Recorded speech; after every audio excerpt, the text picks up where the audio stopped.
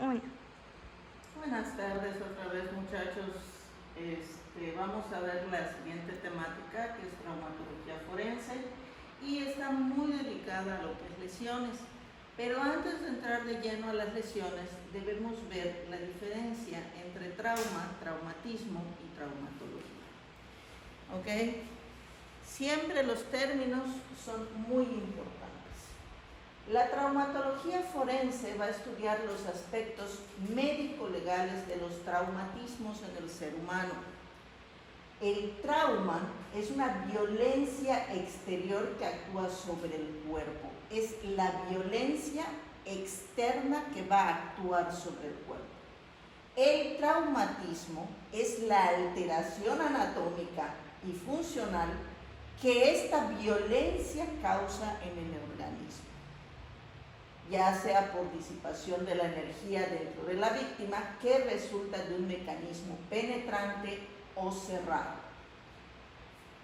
Y ya al final de cuentas, el daño es el detrimento o menoscabo que por acción de otros se recibe en la persona o en los bienes.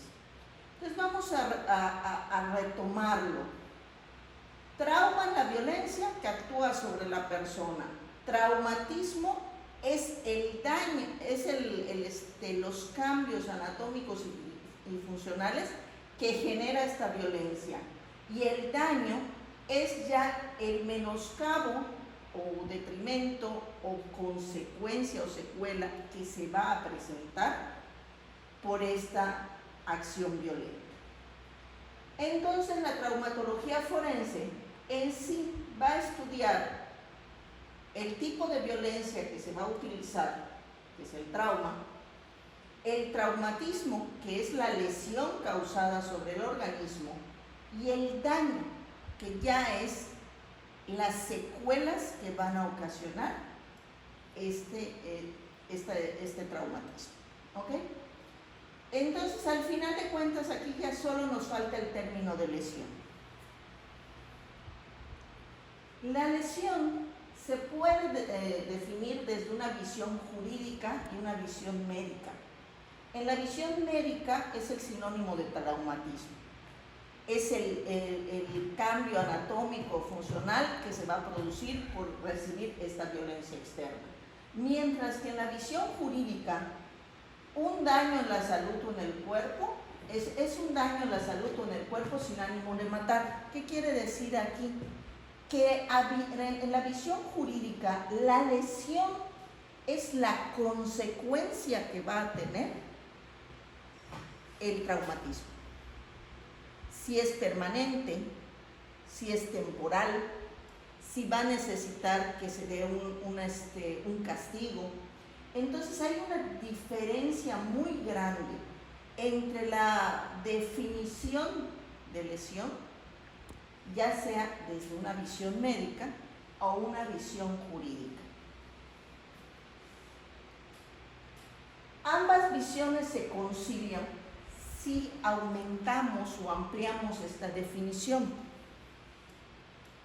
y la ponemos de esta forma. Lesión es toda alteración anatómica o funcional que una persona causa a otra sin ánimo de matarla mediante el empleo de una fuerza exterior. Toda una serie de definiciones o términos que vimos antes se van a conciliar en esta definición. Entonces, para ustedes abogados, la lesión es toda alteración anatómica o funcional que una persona causa a otra sin ánimo de matarla mediante el empleo de una fuerza exterior.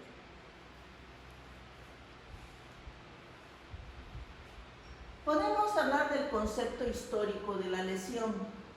Desde Roma ya estaban en los textos jurídicos, en la ley de las 12 tablas, y se sistematizó y calificó con criterios médicos a la lesión.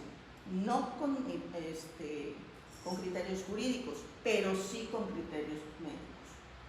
También en Roma se presentan las leyes de Cornelia y Juliana, donde se agregó como delitos especiales la castración y la circuncisión. En España es el fuero juzgo del siglo XVII y la ley de las 7 partidas, que esta ya tuvo repercusión en la Nueva España. Se incluye el delito de lesiones entre injurias y su gravedad dependía de la localización, qué tanto sangrado, el estatus social de la víctima o del victimario. Entre los bárbaros o germanos se distinguieron entre la lesión propiamente dicha y aquellas que causaban debilitamiento. Se hablaba de una lesión que se podía recuperar al 100% y de una lesión que te impedía seguir llevando tus actividades cotidianas. Y esto hace una diferencia jurídica. En la actualidad se originan por 2 situaciones las lesiones: por agresión o por accidentes de tránsito. Entre los aspectos médicos de los traumatismos, en el papiro de Edwin, seguimos con un poquito de historia. En el papiro de Edwin Smith se citan 48 casos de traumatismos. En el antiguo Egipto ya los primeros cirujanos tenían una cierta función de traumatólogos. En la India antigua ya se hacían reconstrucciones nasales. En Grecia antigua existía una ortopedia médica que estaba totalmente dedicada a la atención de fracturas. En la antigua Roma tenemos el primer sistema hospitalario para soldados y civiles, y también en Roma se genera una organización de la Universidad de Salerno para que los médicos tuvieran una educación hasta cierto punto profesionalista. Los persas conservan y divulgan la ciencia griega a los árabes, y en el siglo XVII, que es la revolución científica, y en el siglo XVIII, que es la revolución de la cirugía médica, realmente es cuando empezamos a hacer esa diferencia entre ortopedia, traumatología, ginecobstetricia y las distintas especialidades médicas. Ya en el siglo XIX, Pasteur habla de las bacterias, cosa que fue muy útil, y Lister empieza a presentar la antisepsia como parte del tratamiento de las lesiones para que no se infecten. Existen distintas doctrinas, ¿sí? Nogueira, mexicano, Carrara, si no me equivoco, español, Terán Lomas, Nerio Rojas, Bonet y Luis Hidalgo y Carpio tienen sus propias definiciones de lo que es una lesión, pero ya dentro de un ámbito jurídico. Para Nogueira es un delito de daño que exige la producción de un perjuicio cierto, real, efectivo y concreto. Para Carrara es cualquier daño injusto a la persona humana que no destruye su vida, ni esté dirigida a destruirla. Defiende de la individualidad física y psicológica. Terán Lomas habla de una acción constitutiva del delito, es la de inferir una lesión a otro. El resultado es el daño en el cuerpo o en la salud. Se trata en consecuencia de un delito material e igualmente un delito instantáneo. Nerio Rojas escribe sobre los criterios que clasifican a las lesiones como leves, graves y gravísimas. De Nogueira a Terán Lomas básicamente se habla del daño. Volvemos a la situación. Al sistema jurídico le interesa el daño, no tanto el traumatismo o el trauma. Nerio Rojas es un poquito más médico y escribe sobre la clasificación de las lesiones. Bonet habla de la lesión como una variedad de traumatismo que se distingue por los siguientes elementos: daño anatómico fisiológico en el organismo humano, contenido doloso o culposo, ausencia de contenido homicida. Y Luis Hidalgo y Carpio dicen que es toda la alteración a la salud. Ok. Tenemos que ver las medidas de gravedad, ¿okay?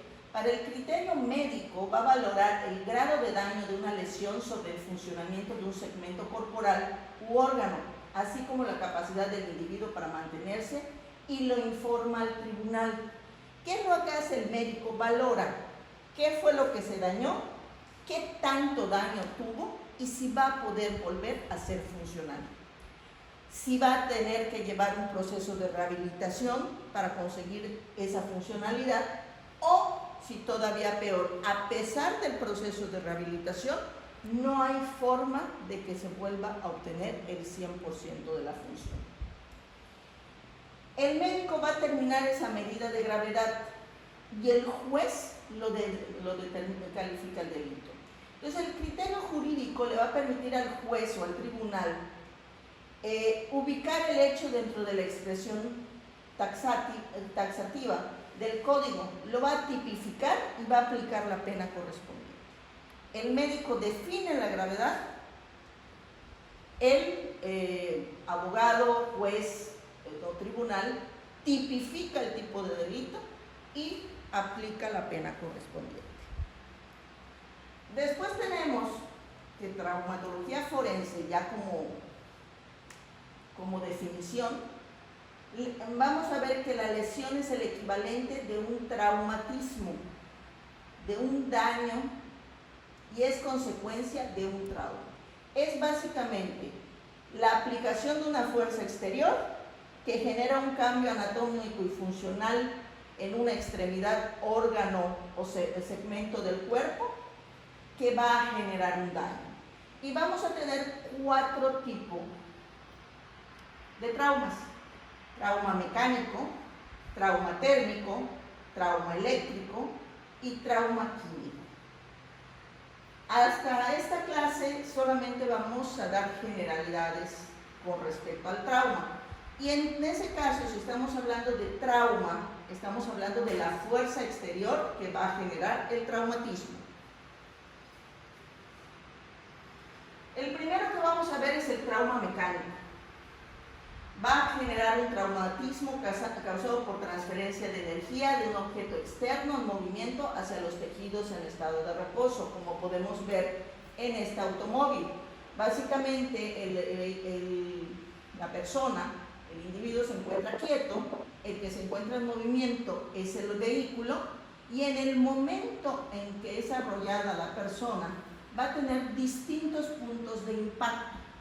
Y esos puntos de impacto es donde se va a generar el trauma. Se va a aplicar la fuerza que va a generar el posterior traumatismo. Existe otro tipo de traumatismos que son los por desaceleración. Eso los vemos mucho en el golpe de latigazo.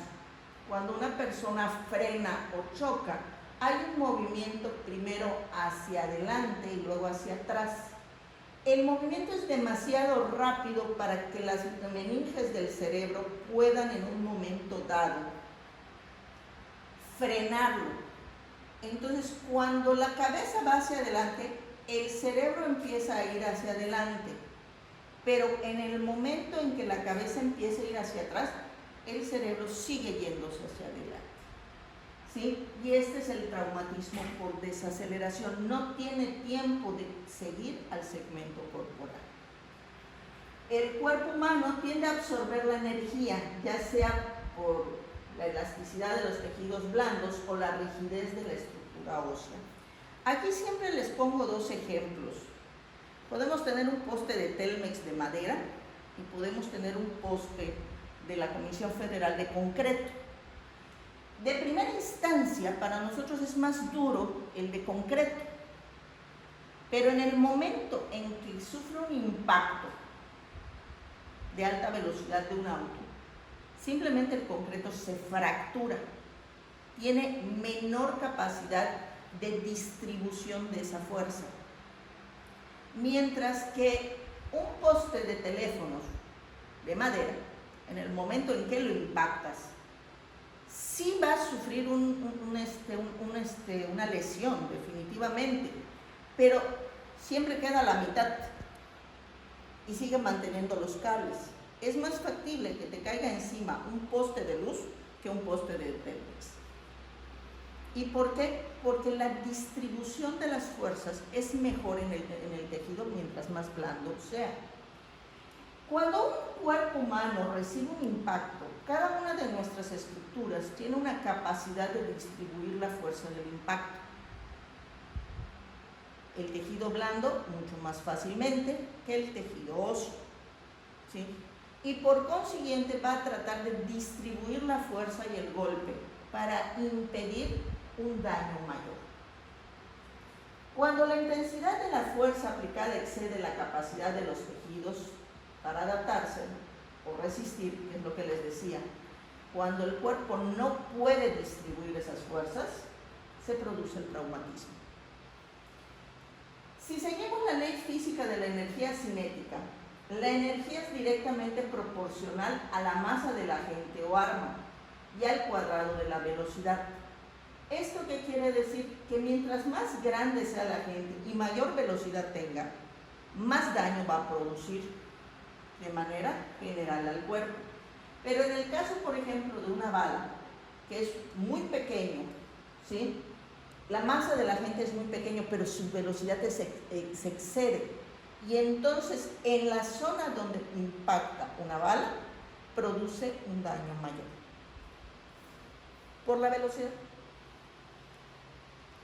Tenemos después el trauma térmico. No creo que sea muy difícil de entender. La energía térmica daña centros vitales en el sistema nervioso central, mientras que sus efectos locales lesiona vasos sanguíneos y tegumentos. Si lo vemos desde el punto de vista interno, el hipotálamo es el centro regulador de la temperatura. Si no me equivoco, la parte posterior. ¿Sí? La parte anterior se encarga del enfriamiento. ¿Qué es lo que sucede cuando es interno? Es lo que llamamos golpe de calor. Una persona que no puede controlar su temperatura corporal va a subir o va a superar los 42-43 grados centígrados y su metabolismo basal va a generar la destrucción de las células, primero nerviosas y después orgánicas, ¿okay? Y va a matar a la persona. Cuando el trauma térmico es externo, que podemos estar hablando de quemaduras, básicamente el efecto va a ser en la localización en que se está generando el daño, ¿sí? Y va a dañar, como bien dice acá, vasos sanguíneos y tegumentos donde la llama tuvo contacto. El trauma eléctrico, básicamente la energía eléctrica tiene como factor determinante la intensidad del voltaje. Por ejemplo, en fisioterapia podemos utilizar cierto grado de electricidad. Utilizamos miliamperes. Y con esos miliamperes se consigue un cierto grado de relajación muscular, de contracción muscular, sin que haya daño o quemadura en los tejidos. Pero si el voltaje es muy elevado, como por ejemplo lo es la alta tensión, básicamente el problema del trauma eléctrico es que sabemos por dónde entra, pero no por dónde va a salir. Cuando se usa electroterapia, tenemos un polo de entrada y un polo de salida. Con eso dirigimos la electricidad y los miliamperes se dirigen y se controlan. Cuando es un trauma eléctrico, realmente no hay forma de controlarlo.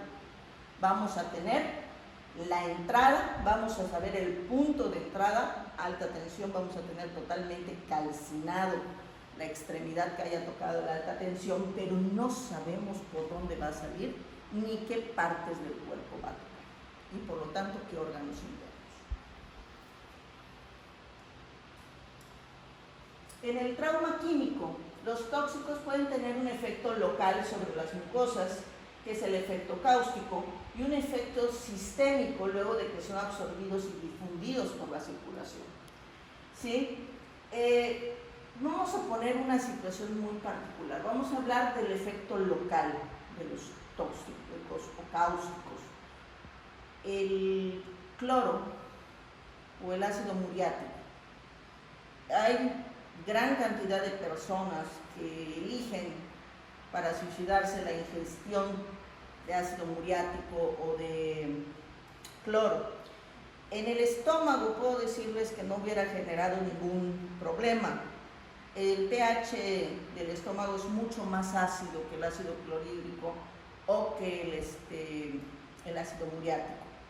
El problema no está en eso, está en la quemadura química que genera en todo el esófago y cierra las vías respiratorias.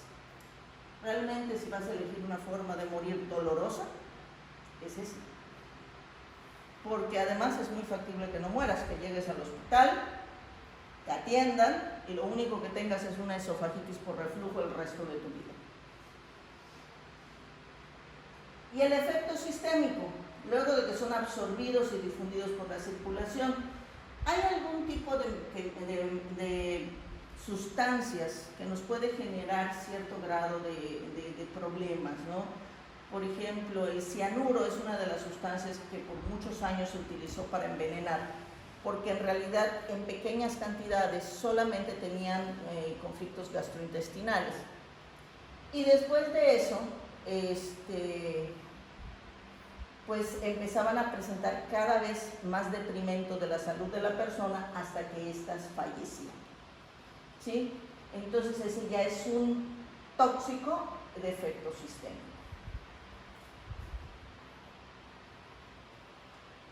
Hay que tomar en cuenta que vamos a encontrar lesiones o traumatismos con características ante-mortem y post-mortem, y tenemos que tomar en cuenta algunas características para determinar si sucedieron antes o después de la muerte. Hay tres criterios: el macroscópico, el histológico, el histoquímico. En el criterio macroscópico son tres características de las que nos tenemos que fijar. Hemorragia. Su valor aumenta si la sangre está coagulada y el derrame se halla lejos de la zona de las livideces.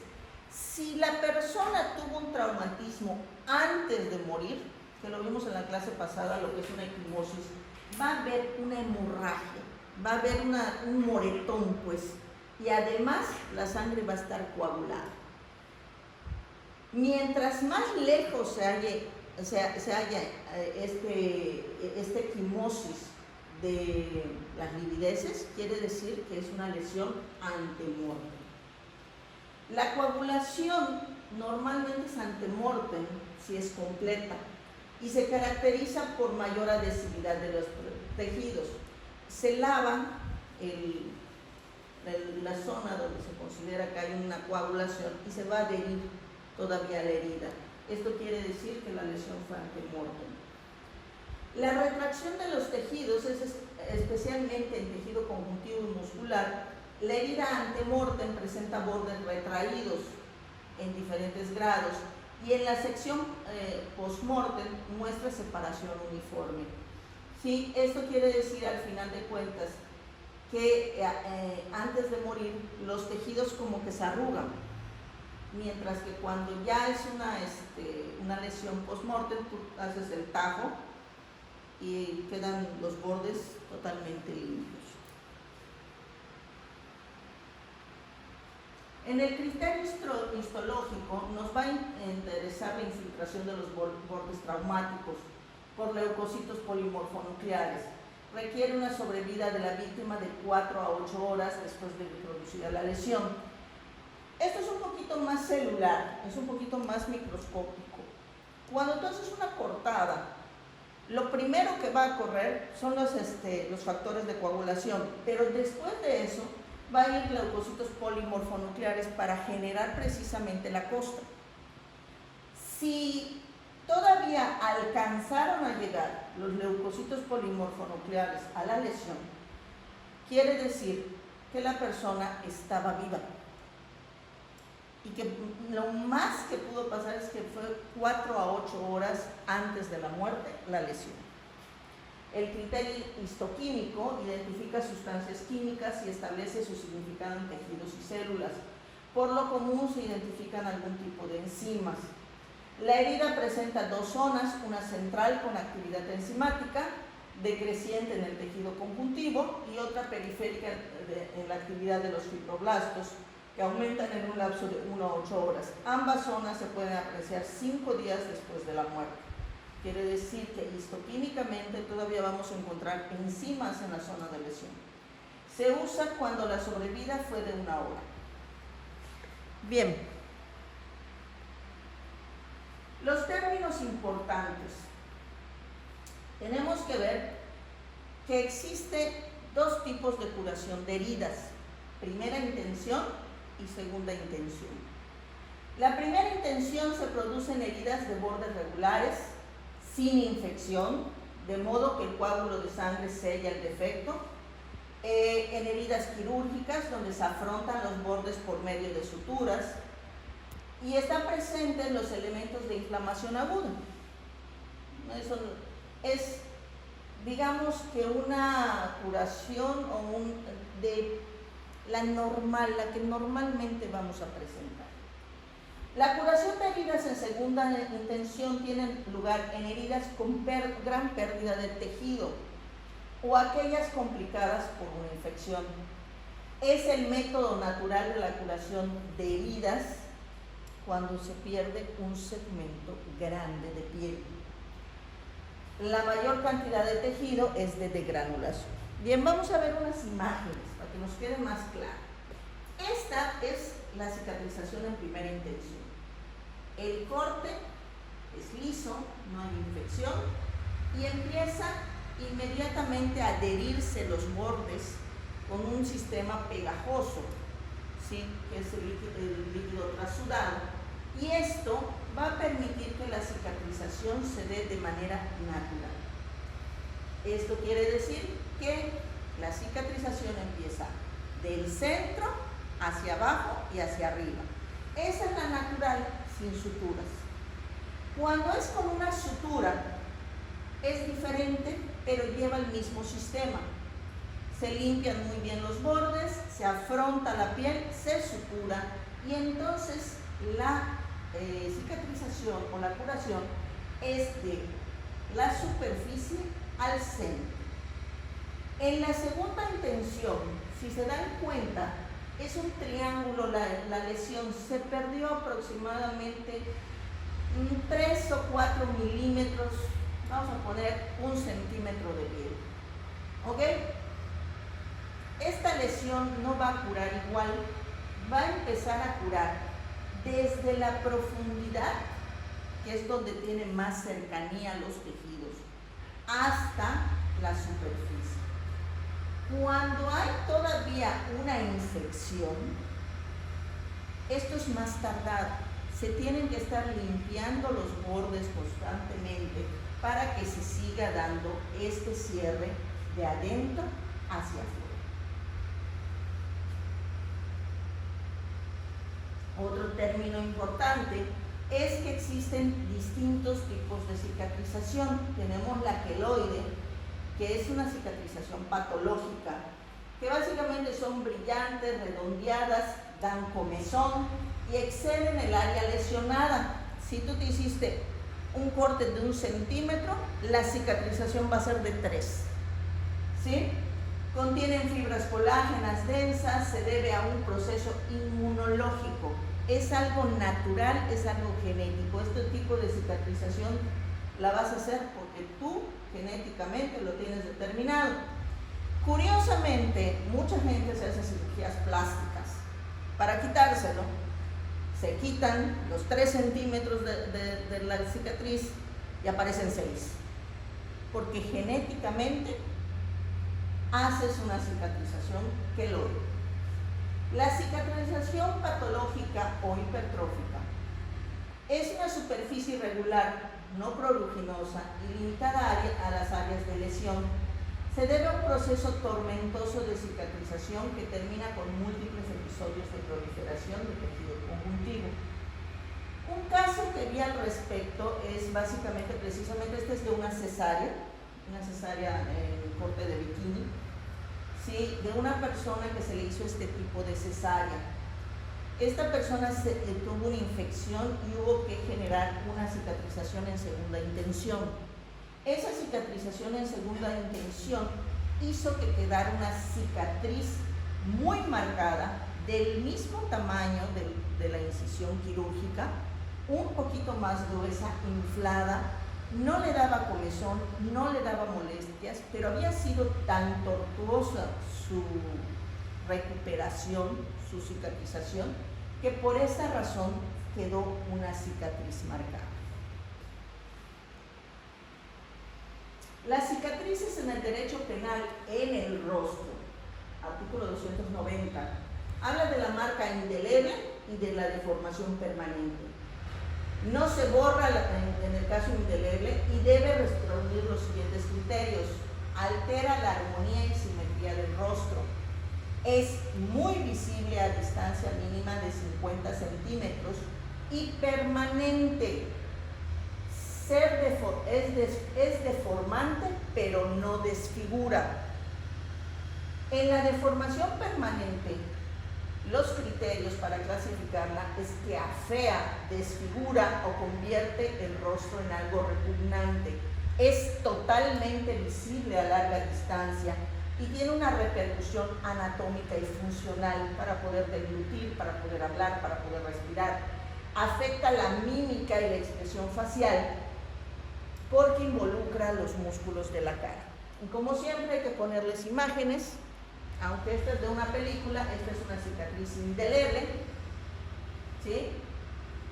Y esta es una deformación del rostro. Acá podemos ver cómo era la chica antes de someterse a un tratamiento estético y quedar totalmente desfigurada.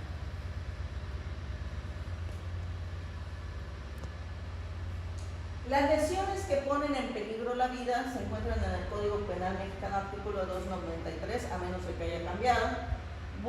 Básicamente es buscarse en funciones vitales de circulación, respiración y cerebro. Para el sistema judicial, si no pone en peligro la circulación, respiración y el sistema nervioso, no son lesiones que pongan en peligro la vida. Entre ellas se encuentran las lesiones en órganos vitales, por ejemplo, el corazón, los pulmones, una perforación pulmonar, una perforación hepática, una perforación a nivel del vaso o esplénica. Si son penetrantes en cavidades orgánicas, que puede ser el hecho de que usen un cuchillo directamente sobre el abdomen o sobre el tórax. Lesiones agravadas con causa. Aquí no se relacionan con el agente lesivo. Aclaro, ustedes me van a buscar qué son las lesiones agravadas con causa y me lo van a entregar como tarea.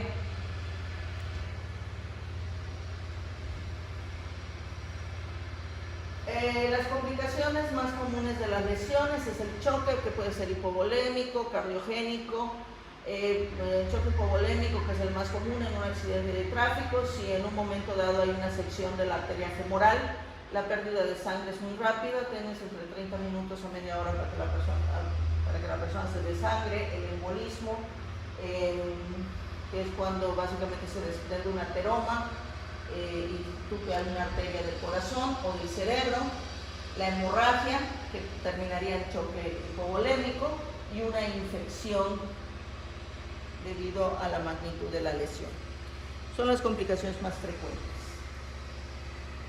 Ya para la evaluación del daño corporal, tenemos que ver si la incapacidad que produce el daño va a ser temporal o permanente. La incapacidad temporal te impide la realización del trabajo desde el momento del trauma hasta la consolidación, que es cuando el tratamiento se torna ineficaz, o la curación. ¿Sí? En un caso, por ejemplo, de fisioterapia, cuando se llega a la consolidación es, por ejemplo, cuando un muchachillo tiene una fractura a nivel del cartílago de crecimiento. Por más que cure la fractura, va a llegar un momento que no va a llegar a toda la extensión o flexión de la articulación. Pero aunque es una consolidación, aunque hay una incapacidad, normalmente se puede conseguir suplirla o llega a la curación. La incapacidad permanente constituye una enfermedad residual calificada como definitiva o incurable. Se debe establecer el grado de incapacidad, que puede ser genérica, aquella que se requiere para realizar cualquier tipo de trabajo, digamos una amputación, no va a poder seguir siendo relojero, ¿sí? La amputación de una mano. La específica, que restringe la profesión, ocupación o oficio con el que el individuo se gana la vida. Bueno, vamos a poner en genérico una persona que queda en coma, no puede hacer absolutamente nada, y en específica una persona que se le daña para la profesión, pero puede realizar otro tipo de actividades. La legislación penal sobre lesiones, el artículo 288 nos define qué es lesión. La 289, el castigo a quien imponga una lesión que no ponga en peligro la vida de la víctima y que sane en menos de 15 días. El artículo 290 habla del castigo a quien provoque una cicatriz en la cara indeleble.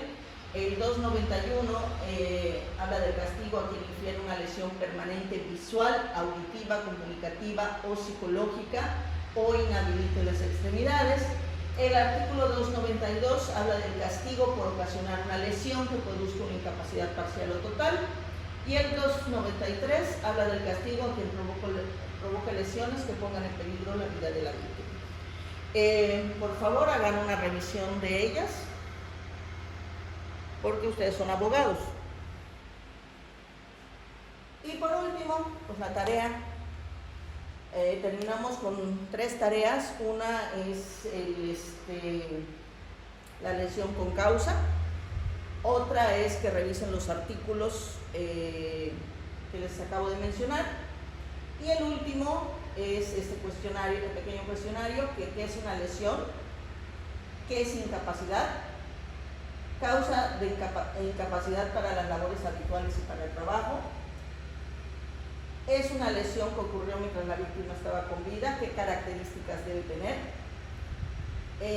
Cómo es una lesión que ocurrió después de que la víctima había fallecido. ¿Qué es una lesión con causa? La cicatriz está en la cara y es perpetuamente notable. ¿Qué pasaría con ello? ¿Qué artículos van a hablar al respecto? Y define qué es deformación permanente del rostro. Bueno, chicos, con esto terminamos. Otra clase domiciliaria. Que tengan bonito día.